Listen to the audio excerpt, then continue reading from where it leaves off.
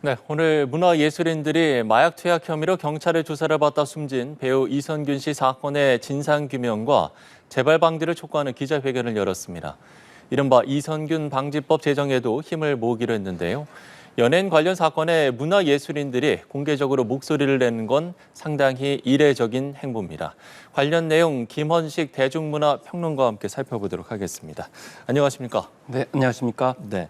먼저 저희가 이야기를 나누기 전에 이번 기자회견에서 영화 기생충으로 이선균 씨와 호흡을 맞췄던 봉준호 감독, 또 가수 윤성진 씨 등이 성명서를 낭독을 했는데 이 내용을 듣고 먼저 대담을 이어가 보도록 하겠습니다.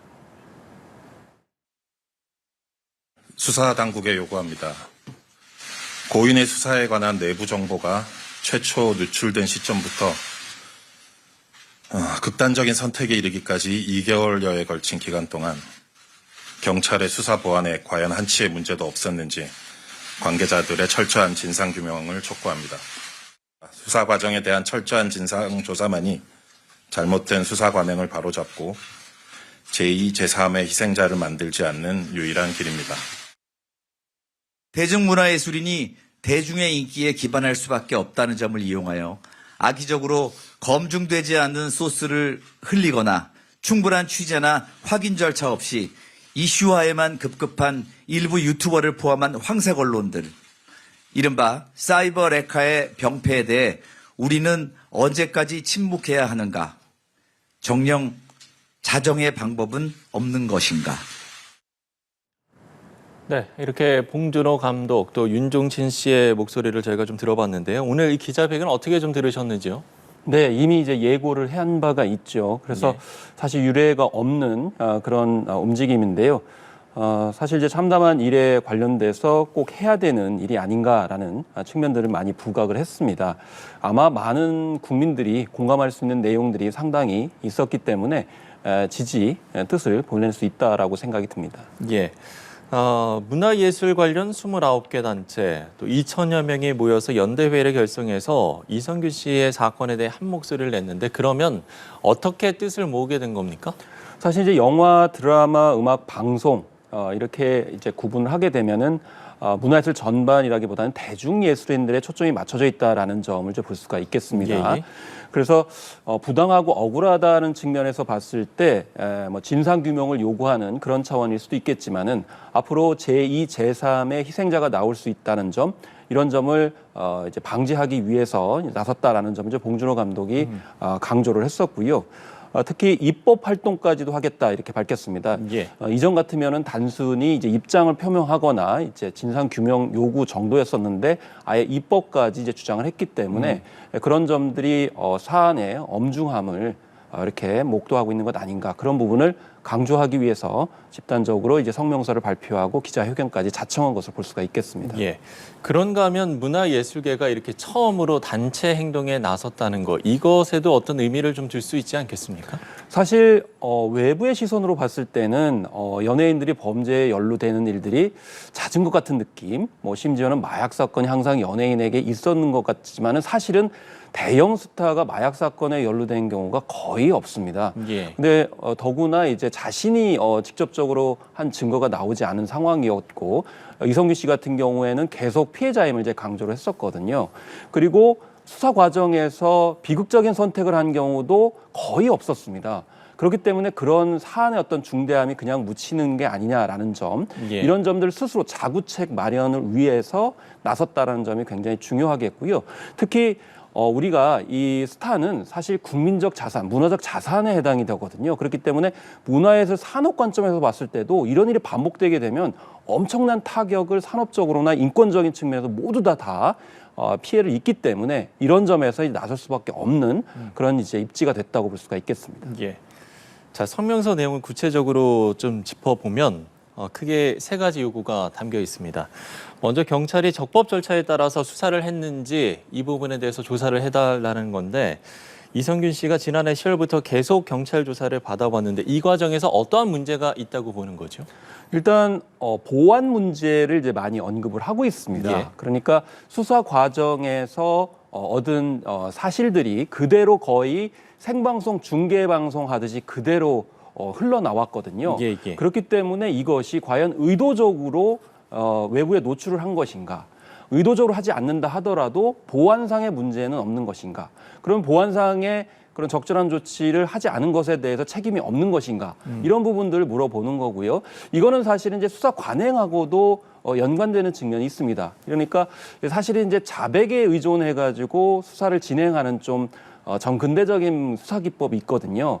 심지어 압박을 가하기 위해서 일부러 흘리는 그런 수사 기법도 있기 때문에 과연 어느 이유 때문에 그런 피의자 사실이 공표가 됐는지 이런 점을 좀 진상 규명을 해야 된다라는 것이 봉준호 감독의 기본적인 강조점이었습니다. 예.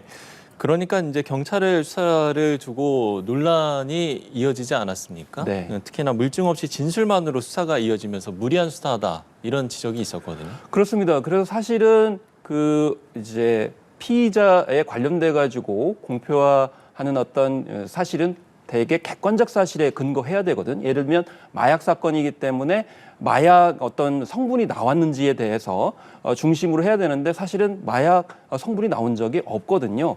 그래서 국립수사기관이 그렇게 했음에도 불구하고 계속 3차까지 소환을 했는데 그것은 결국에는 이성균 씨 본인의 어떤 자백을 유도하기 위한 것 아니냐라는 지적인 것이죠. 더구나 같이 이제 수사를 받는 그러니까 일종의 유흥업소 실장이라는 사람의 자백에만 의존해가지고 압박을 가한 그런 꼴이 됐기 때문에 그런 점에서 결국 객관적인 수사 상황 그리고 진행이 아니었다라고 이제 볼 수밖에 없고 이런 문제들은 사실 이전에도 많이 지적이 됐습니다. 이런 식으로 자백에만 의존할 경우에는 이제 법원 판결에서도 채택이 안 되는 경우가 많이 있고 또 심지어는 번복이 되는 경우도 있었기 때문에 네. 강압 수사 언론들이 의혹들이 상당히 있었거든요. 그렇기 때문에 수사 기법 자체에 대해서 의문점을 이렇게 표하는 것도 해당이 된다고 볼 수가 있겠습니다. 예. 자, 언론을 향해서도 자성을 해야 한다 이런 이런 요구도 있었습니다. 뭐 앞서 저희가 이제 윤종신 씨의 발언도 들어봤습니다만 일부 이제 유튜버들의 확인되지 않은 정보 또 선정적인 방송 행태 등에 대해서 비판의 목소리를 냈거든요. 네, 그래서 앞서서는 이제 경찰의 어떤 보안 조치나 수사 과정에서 이제 말씀을 드렸었고 언론의 태도도 참 문제가 많다라는 것이죠. 네. 흔히 이제 공익적 차원에서 알 권리를 주장하면서 이제 보도를 하는 경향이 있는데 사실 가장 큰 문제점 중에 하나는 바로 녹취록을 그대로 보도한 사례였습니다. 그런데 그 녹취록은 사실은 수사 증거물이거든요. 그러면 증거물을 누군가 외부에 빼돌렸거나 그걸 유출시켰다는 결론이 되는데 그 내용도 사실은 공적인 상황과는 관계가 없었습니다. 그러니까 뭐 두 사람의 어떤 관계에 관련된 부분이었기 때문에 그리고 예. 직접 육성이 흘러나왔기 때문에 그것을 과연 언론이 보도해도 되는 것인가라는 점에서 큰 지적이 될 수밖에 없었던 것이죠. 그래서 특히 뭐 이제 공정 언론도 그렇지만은 이제 유튜버를 포함해서 사이버 레카라고 하는 인터넷 언론도 굉장히 문제가 됐습니다. 사이버 레카는 고속도로에서 사고가 나게 되면 늑달같이 달려가는 그런 레카처럼 무슨 이슈만 있으면은 무조건 가짜뉴스조차도 사실인 것처럼 진실인 것처럼 이슈몰이를 하면서 이제 수익을 노리는 그런 태도들이거든요. 그런 태도에 달려서 이제 플랫폼 사업자들도 지금 거의 신경을 안 쓴 그런 상황이었고 요즘에는 뭐 AI가 다 필터링 한다는 이유로 책임을 지지 않으려고 하는 그런 방향까지 있는데 예. 이런 어떤 행위에 대해서도 뭐 좀 급진적으로는 수익과 환수까지 해야 된다 이런 얘기가 있습니다만은 아직 법적으로나 제도적으로 이런 걸 막을 방법이 없기 때문에 앞으로 반복적으로 이런 사안이 나올 수 있다라는 점이 우려스럽습니다. 예. 자, 앞서 이제 봉준호 감독의 입법 언급에 대한 얘기도 해주셨습니다만 정부가 국회에 입법적 개선을 요구했습니다. 그럼 구체적으로 어떤 점을 손봐야 된다는 겁니까? 일단은 피의자 사실에 관련돼서 공표를 이제 금지하고 있습니다. 이건 형법 126조에 분명히 규정이 되고 있는데 네. 1995년 이후에 한 건도 기소조차 되지 않은 상황이거든요. 기소가 됐다 하더라도 아마 뭐 처벌을 받지 못하는 그런 상황이 됐을 거기 때문에 이건 사문화됐다라는 것이고 사실 그리고 인권 보호 조치도 이미 경찰청에 있는 상황이고 또 더 근본적으로는 이것은 이제 언론에다가 어떤 사실을 알리는 것은 결국 수사 공보 원칙입니다. 그런데 경찰청 훈령에는 이미 수사 공보 규칙이 있습니다. 그래서 피의자가 수사 과정, 그러니까 출두 장면을 다 포함합니다. 우리는 경찰서에 누가 출두하면 당연히 나와야 되는 것처럼 생각을 하지만 실제로 원칙은 출두 장면조차도 언론에 이제 촬영을 하거나 녹화하거나 중계 방송을 할 수 없게 돼 있습니다. 그런데 단지 규칙이기 때문에 이걸 그동안 관행적으로 어겨왔던 측면들이 있기 때문에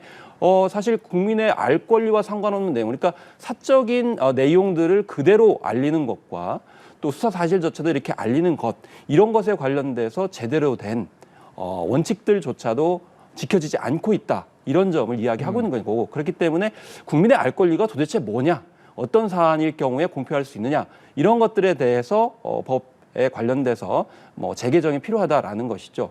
예를 들면은 수사 과정상의 내용이 아니고 본격적으로 검찰에 기소를 할 때 그 내용만 공표를 할 것인지에 대해서 구체적으로 가이드라인 정도를 넘어서서 입법적인 규정이 있어야 된다라는 그런 배경이 되겠습니다. 예. 문화예술인연대회가 이제 앞으로의 활동에 대해서도 밝혔는데요. 이른바 이선균 방지법을 제정하기 위해서 뜻을 같이 하는 단체들과 협력해서 적극적으로 이 제정을 하기 위해 노력하겠다 이렇게 밝혔습니다. 그렇습니다. 예. 일단 이선균 방지법의 핵심은 우리가 수사 과정에서 해당 사건에 관련된 정보뿐만이 아니고 이 수사 과정에서 나온 모든 범죄 의혹이라든지 그리고 사생활에 관련된 사안들이 있지 않습니까? 예. 그런 것들이 일부러 공보했느냐, 알렸느냐와 상관없이 그거 자체가 유출이 되게 되면 처벌, 그러니까 법적 책임을 물어야 된다라는 것이 이선균 방지법의 차이점이거든요. 그런데 왜 이 시점에서 예술인들이 나섰느냐? 올해 총선을 앞두고 있거든요. 그렇기 때문에 아마 총선 전까지 이 이슈를 가지고 입법화를 할 수 있는 그런 이제 정치인들과 연대를 하고 또 문화예술인과 같이 이 힘을 모을 그런 좀 장기적인 계획으로 이렇게 타이밍에 맞춰가지고 본격적으로 활동하는 게 아닌가라는 생각이 들어서 기존에 예전에 개별적으로 연예인들이 혹은 명사들이 개인적인 발언을 한 게 아니고 이건 분명히 제도화를 하겠다라고 하는 강력한 의지로 볼 수가 있어서 이 사안이 성공하느냐에 따라서 비슷한 어떤 공적 제도적인 요구들, 집단적 움직임들이 또 나오지 않을까라는 생각이 들고 이것은 결국에는 우리 K 콘텐츠가 세계적인 위상과 힘을 가지고 있기 때문에 이걸 개인적인 문제로만 하기에는 우리의 어떤 전체적인 문제라는 인식들 그리고 요즘에는 유명인이 단순히 연예인만 한정되는 건 아니거든요. 그래서 우리 국민 모두의 문제라는 점에서 공통으로 한 번쯤 관심을 갖고 그 결과물까지 같이 지켜보는 또 결과물이 나올 수 있도록 해야 되지 않나 이렇게 생각을 합니다. 예.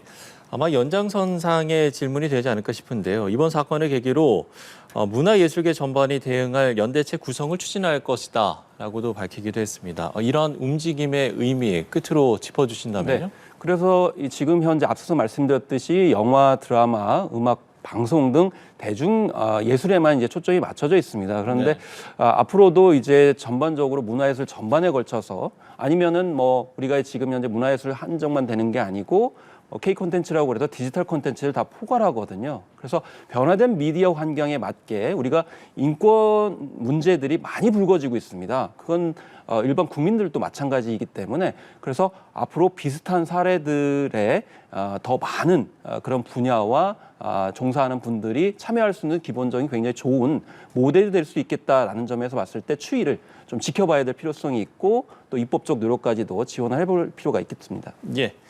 자, 김원식 대중문화평론가와 이야기 나눠봤습니다. 오늘 말씀 고맙습니다. 네, 감사합니다.